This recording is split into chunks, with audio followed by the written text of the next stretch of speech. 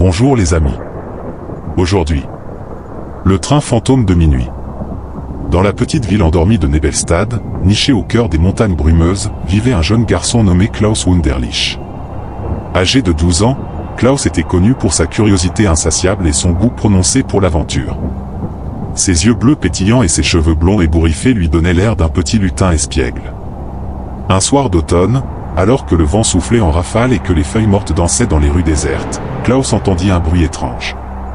C'était le sifflement lointain d'un train, mais pas n'importe quel train. Ce son semblait venir d'un autre temps, comme un écho du passé. Intrigué, Klaus se faufila hors de sa chambre, évitant soigneusement les marches grinçantes de l'escalier.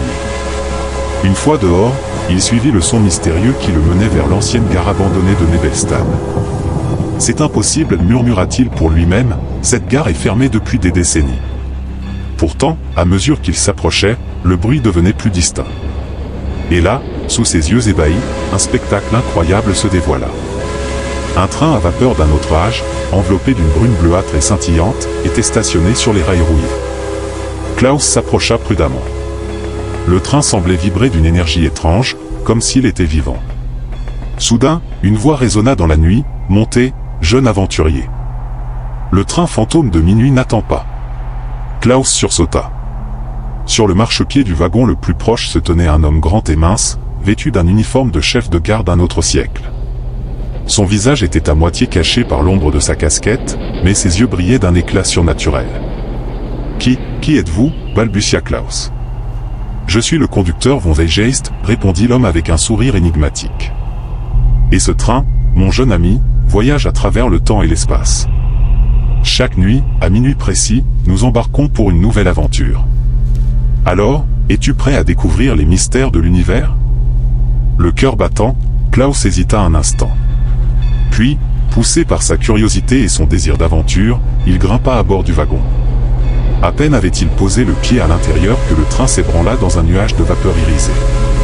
À l'intérieur, le wagon était plus grand qu'il n'y paraissait. Des passagers étranges, vêtus de costumes d'époques différentes, discutaient à voix basse. Klaus remarqua une fille de son âge, aux longs cheveux roux et aux yeux verts pétillants.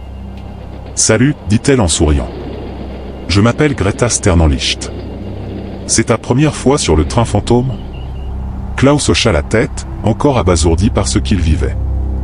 Greta lui expliqua alors que chaque nuit, le train emmenait ses passagers dans une époque ou un lieu différent, leur permettant de vivre des aventures extraordinaires. Soudain, le train traversa un tunnel de lumière aveuglante. Lorsque Klaus put enfin rouvrir les yeux, le paysage qui défilait par la fenêtre n'avait plus rien à voir avec Nebelstad. Des dinosaures gigantesques parcouraient une jungle luxuriante.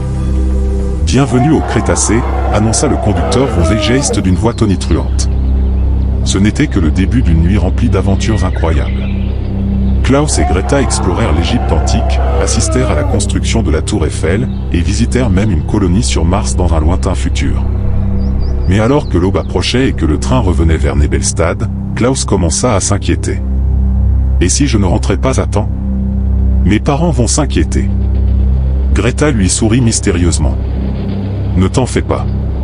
Le train fantôme a plus d'un tour dans son sac. » En effet, lorsque Klaus descendit du train, il se retrouva dans sa chambre, comme s'il ne l'avait jamais quitté.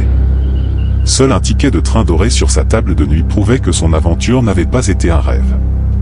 Klaus s'endormit avec un sourire aux lèvres, sachant que désormais, chaque nuit pourrait être le début d'une nouvelle aventure extraordinaire.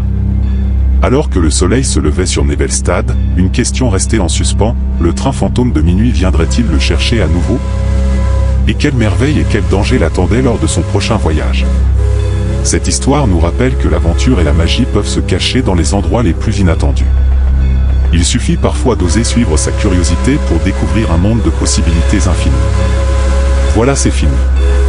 Merci de nous laisser un commentaire, nous avons besoin de vous. Likez la vidéo. Abonnez-vous. Merci. À bientôt.